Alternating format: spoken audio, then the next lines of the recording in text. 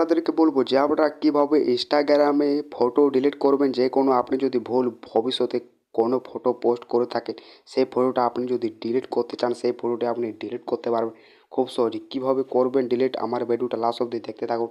আর এই চ্যানেলে যদি আপনারা নতুন হয়ে থাকেন, চ্যানেলটাকে সাবস্ক্রাইব করতে বলবেন না। সাবস্ক্রাইব করলে আমাদের আরও নতুন নতুন ভিডিও বানাতে উৎসাহ জাগে। তাহলে বন্ধুরা স্টার্ট করা যাক।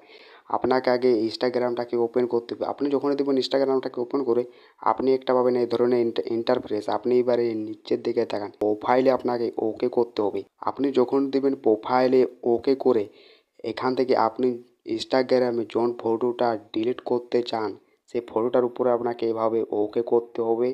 আপনি যখনই দেবেন ওকে করে, এবার আপনি উপর দিকে তাকান, তিনটা ডটে আপনাকে এভাবে ওকে করতে হবে। এবার আপনাকে নিচের ধারে আসতে হবে। এবার আপনি এখানে দেখুন ডিলিট, এইটির উপর আপনাকে ওকে করতে হবে।